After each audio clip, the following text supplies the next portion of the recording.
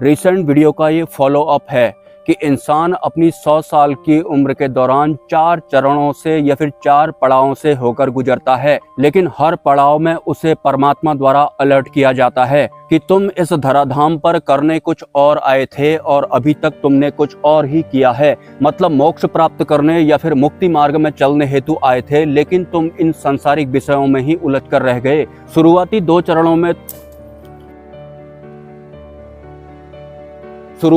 चरणों में तो इंसान परमात्मा के अलर्ट को समझ ही नहीं पाता है, लेकिन जब इंसान अपनी उम्र के तीसरे चरण में पहुंचता है, जब उसके बच्चे का बच्चा हो जाता है, वहीं से उसके अधिकार छीनने का कार्यक्रम भी शुरू हो जाता है, उसकी सत्ताएं छीनने का कार्यक्रम भी शुरू हो जाता है। और जब उसके अपनों द्वारा ही उसकी निंदा की जा रही होती है या फिर उसके साथ दुर्व्यवहार किया जा रहा होता है, तो वो बहुत ज़्यादा दुखी हो जाता है और एक असमंजस वाली परिस्थितियां उसे घेर लेती हैं। हालांकि परमात्मा के इस तीसरे अलर्ट को भी एक आम इंसान समझ नहीं पाता है। वो अज्ञानमय अवस्था में ही अपना जीवन गुजार रहा होता है और इस उम्मीद के साथ अपने परिवार की निंदा सहते हुए भी उनके साथ चल रहा होता है कि शायद अब ये मेरी रिस्पेक्ट करने लगेंगे। लेकिन परमात्मा का ये जो तीसरा अलर्ट होता है, ये इंसान को अंदर से झकझोर कर रख देता है, क्योंकि जिस परिवार को पालने के लिए आज तक उसने काम किए थे या फिर अपनी जिंदगी गुजारी थी, उसी परिवार द्वारा उसके साथ बहुत बुरा व्यवहार किया जा रहा होता है। तो इस तरह की परिस्थिति इंसान को अंदर से हिलाकर रख देती है,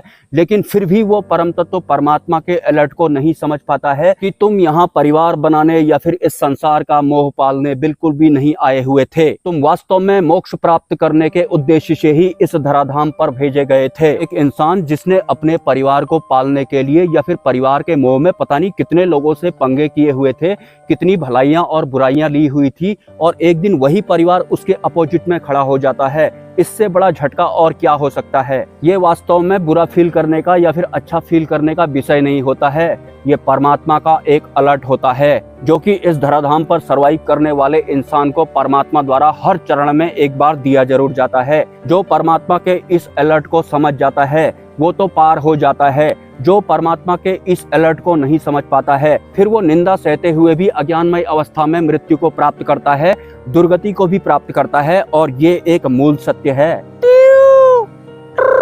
उम्र के शुरुआती 2 चरणों में तो इंसान यंग होता है और वो इस मायारूपी संसार को अपने अंतःकरण में भरने में लगा हुआ होता है। तो उस दौरान भी जब उसे परमात्मा द्वारा चेताया जा रहा होता है, उसे अलर्ट दिया जा रहा होता है, तो परमात्मा के उस अलर्ट से वो अनभिज्ञ ही रहता है। रेयर चांसेस होते हैं या फिर जो बिरले इंसान होते हैं जो परमात्मा के अलर्ट को शुरुआती चरण में ही पहचान जाते हैं। वास्तव में जब कोई खास हमारा हमें छोड़कर चले जाता है, जैसे किसी के पुत्र की मृत्यु हो जाती है या फिर किसी की पत्नी की मृत्यु हो जाती है या फिर पत्नी भाग जाती है, वैसे दोनों अलग अलग मैटर हैं, या फिर किसी के पति की मृत्यु हो जाती है या फिर किसी के माता पिता की मृत्यु हो जाती है, तो उनको खोने के गम में या फिर उनके मोह में कुछ लोग तो दसियों साल या फिर कुछ लोग तो पूरी उम्र ही गुजार देते हैं। लेकिन वास्तव में जब हमारे साथ कुछ ऐसी घटना होती है जिससे हम अंदर से ही झकझोर दिए जाते हैं, वो परमात्मा का एक अलर्ट होता है। क्योंकि जब तक हमारी जिंदगी व्यवस्थित रूप में चल रही होती है या फिर हमारे अहंकार तृप्त हो रहे होते हैं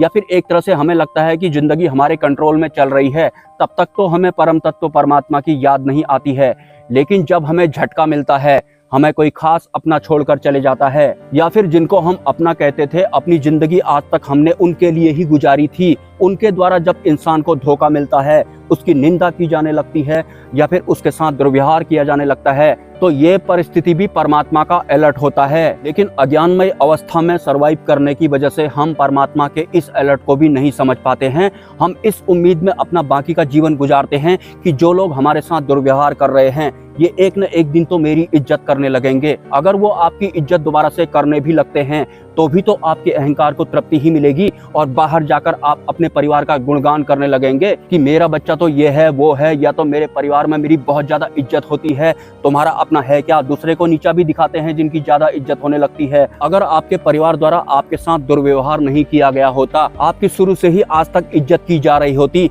तो जिस भी बाहरी इंसान की उनके ही परिवार द्वारा इंसल्ट की जा रही है, आप उनके बारे में जानने के बाद उनको तुच्छ नजरों से देखते या नहीं, उनको नीची नजरों से देखते या नहीं कि इसकी तो अपने परिवार में ही इज्जत नहीं है। अगर आपके परिवार द्वारा आपकी इज्जतें की जा रही होती तो वास्तव में अपने ही परिवार के लोगों द्वारा जब आपकी निंदा की जा रही होती है, आपको बिल्कुल भी अच्छा नहीं लगता है। यकीन मानिए, इससे अच्छा शुभ संकेत या फिर इससे अच्छा अवसर परम तत्व परमात्मा यानी कि मोक्ष मार्ग पे चलने के लिए आपको शायद ही आगे को मिलने वाला है। और अगर आप निराकार परमात्मा के इस अलर्ट को समझ जाते हैं और आंतरिक यात्रा करने लगते हैं या फिर अंतर्ध्यान करने लगते हैं, तो वास्तविकता ये है कि यही करने के लिए आप इस धराधाम पर वास्तव में आए थे। और इससे पीछे के जितने भी चरण रहे थे या जितना भी जीवन आपने यापन किया था, वो गलत यापन किया था, गलत जीवन जिया था। हमारे इस मायाग्रस्त संसार के आजकल के फिजिकल वर्ल्ड के परिवारों को अगर आप देखेंगे तो कुछ अपने घर के कुत्ते के साथ वीडियो बनाने में लगे हुए हैं,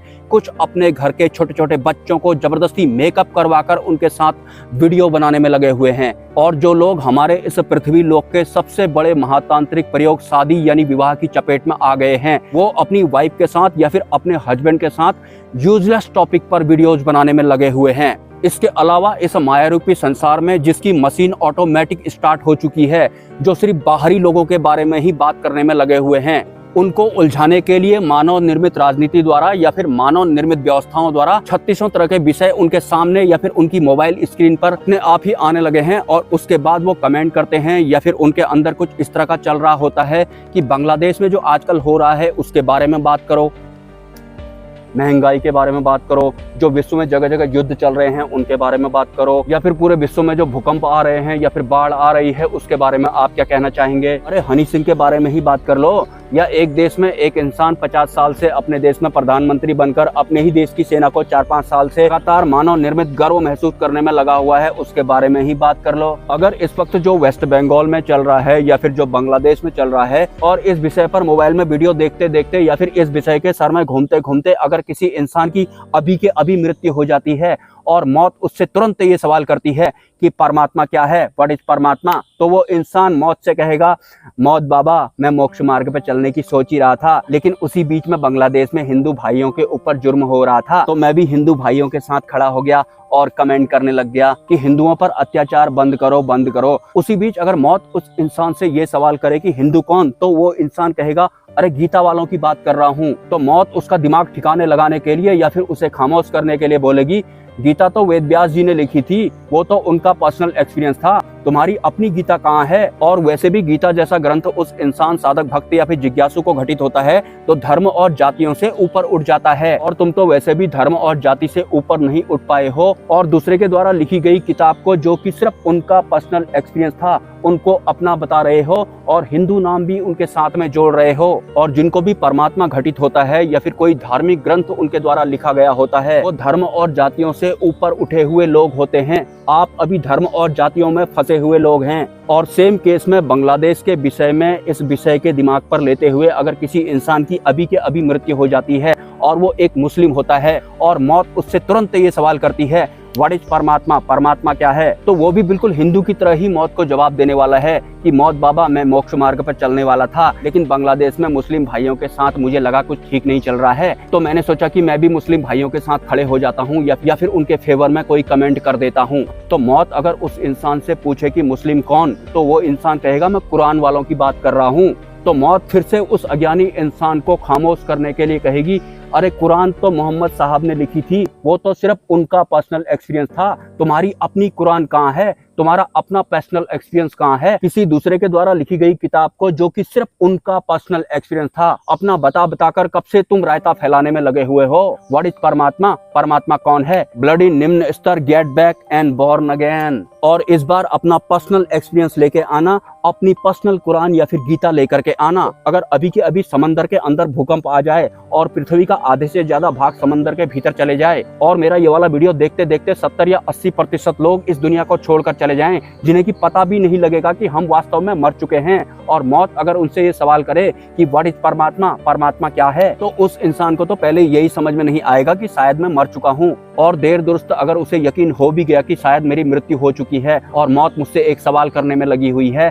कि व्हाट इज परमात्मा, परमात्मा कौन है, तब भी वो इसी फिजिकल वर्ल्ड के किसी विषय का उदाहरण देने लगेगा कि मौत बाबा, मैं तो मोक्ष मार्ग पर चलने वाला था, लेकिन वहां ऐसा हो गया था। एक इंसान होने के नाते मैंने भी सोचा कि मैं भी उनके साथ में खड़े हो जाऊं। मतलब इस सांसारिक विषयों में उलझते उलझते ही एक आम इंसान की अज्ञानमय अवस्था में मृत्यु होती है। आपको एक बात बिल्कुल भी नहीं भूलनी है कि जितनी भी ये धार्मिक पुस्तकें हैं, जिन्होंने भी इनको लिखा था, वो सिर्फ उनका पर्सनल एक्सपीरियंस था। एक पर्टिकुलर अवस्था में जाने के बाद उन्होंने उनको लिखा था, उनके अलावा वो किसी का भी पर्सनल एक्सपीरियंस नहीं है। और जिन भी लोगों ने धार्मिक ग्रंथों को, पुस्तकों को, कुरानों को लिखा था, वो धर्म और जाति से ऊपर उठ चुके थे। और जो धर्म और जाति से ही ऊपर नहीं उठता, उसे परमात्मा भी घटित नहीं होता। और ये सतगुरु की लाइनें हैं, जो फिजिकल फॉर्म में सर्वाइव करना भी जानते हैं और रूहानी फॉर्म में सर्वाइव करना भी जानते हैं। कोई तथ्य अगर इस वीडियो में मिस हो गए होंगे तो मैं किसी अन्य वीडियो में कवर करने की कोशिश करूंगा। और हाँ, जैसा कि हमारे प्रधानमंत्री ने थोड़े दिन पहले एक स्पीच में बोला था